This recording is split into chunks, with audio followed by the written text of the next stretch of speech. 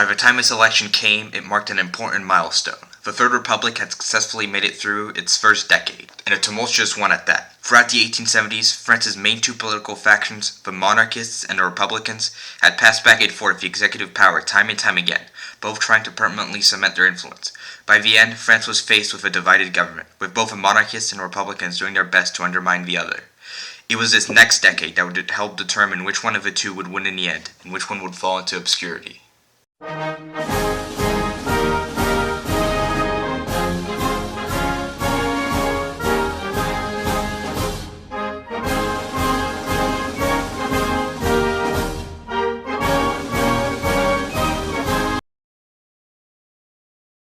The 1881 French legislative elections took place on the 21st of August and 4th of September 1881, with the second round taking place exactly 10 years after the Third Republic had been declared, to elect 545 deputies to the French National Assembly. After being out of office for only a year, the 78-year-old Jules Dufour assumed the prime ministership once more, but from day one he was faced with the issue of both the Senate and presidency being controlled by monarchists, who were both willing and able to block his agenda. Dufour's government began by implementing the Freycinet Plan, named after Minister of Public Works Charles de Freycinet. This ambitious plan would last for many decades, and it was intended to build thousands of miles worth of railways, as well as several canals, throughout the entirety of France. This was intended to make up for France's railway deficit in comparison to other European powers, which had been on full display during the Franco-Prussian War. The plan received support from a multitude of monarchists, which allowed it to make its way through the Senate and become law. The monarchists, still humiliated after the last election, hoped that even if they couldn't win back the House of Deputies, they could at least still cement their control of the Senate, going into this election.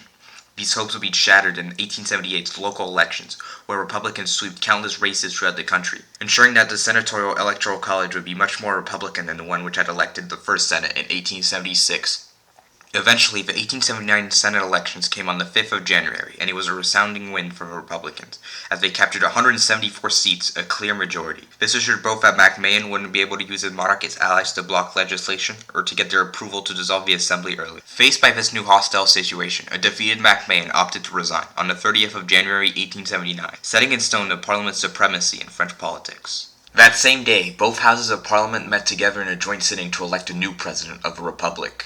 Leon Gambetta, whose politics had moderated over the previous decade, was first proposed as a candidate, but the moderate Republicans were wary of electing him.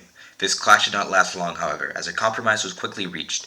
Gambetta would take up the presidency of the House of Deputies, while Jules Grévy, who had been serving as the House's president before Gambetta, would assume the presidency of the Republic. Now with the Senate and presidency secured, the Republicans had successfully taken control of every part of the French government, while the monarchists were left with nothing. After this, Jules Dufour, who had reached the age of 80, content at what the Republicans had achieved, opted to resign and resigned from public life, and would spend the remaining 2 years of his life in retirement.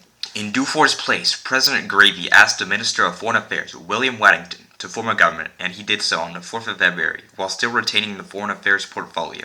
It was under Waddington that the policy agenda that would guide Republicans for the next decade was established. The Marseillaise, the Republican French national anthem, was unbanned, which the Republicans served as a huge victory over the monarchist system. A universal French primary school system was established, and more controversially, a full secularization of the French education system was implemented. The latter was opposed by Waddington and other ultra-moderate Republicans from Dufour's center-left party, who were still quite religious, but the links that existed between monarchists and the Catholic Church convinced the majority of the Republican coalition that these reforms were necessary for the Republic to survive. The Republicans hoped to use these schools to create a new patriotic fervor around the Republic itself, which would help ensure its survival. This debate created a friction between Waddington and the further left Republicans, a friction that would eventually force him into resignation after multiple of his ministers withdrew from his government in protest. In Waddington's place, Charles de Freycinet, who came from the left faction of the Republicans, assumed the office of Prime Minister, and he began by making a proposition that some of the more conservative Republicans saw as anathema: amnesty for the communards. The proposal immediately got support from left-faction Republicans, such as Gambetta, who broke parliamentary procedure by participating in the debates on the bill. The bill passed the House of Deputies easily, but the center-left, who had a greater presence in the upper house, attempted to block it alongside support from the monarchists.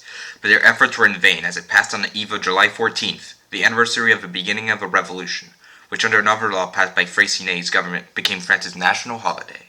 July 14th became an annual celebration of a republic and the French Revolution from the previous century. and with it came many symbols that would become staples of French culture, such as Marianne, a fictional character that became a symbol of a revolution.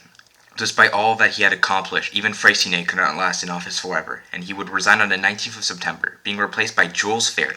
Another Jules, really? You gotta be kidding me. Did the parents of his ruling generation have no originality at all? And whatever. Born on April 5th, 1832 in a small town in eastern France, Ferry had begun his political career in the 1860s as a critic of Napoleon III's regime, publishing many political cartoons in French newspapers mocking many important figures within the government. Ferry would play a part in the proclamation of a republic, and this earned him a spot within the government of national defense, in which he served as the appointed mayor of Paris, a post he held through the Paris Commune's revolt, although the Central Committee denied him political power in this time. Ferry would move up the ranks to become the Minister of Education during Wellington's government, during which he would be the one responsible for the establishment of the French public school system and their secularization, which is what he's still remembered for today. Him being one of the more left-wing members of Wellington's government allowed him to retain his education portfolio even after Freycinet assumed the premiership, during which he would still remain one of the most prominent ministers, which set him up as the perfect successor. Now Prime Minister, Ferry would be left to be the one that would face the next election, now less than a year away. Despite trying to primarily concern himself with matters of education, Ferry would soon find himself clashing with the most far-left Republicans over the issue of colonialism. In April 1881, following the massacre of 400 government-employed Frenchmen tasked with creating a sub-Saharan road between French Algeria and French Niger, Ferry's government took the drastic action of attacking Tunisia, who they saw as responsible for the massacre. Tunisia quickly felt the French forces and was absorbed within the French Empire. A treaty was brought before the House of Deputies to approve the creation of a Tunisian protectorate, which passed almost unanimously, with only one vote against. That vote came from a certain Georges Clemenceau.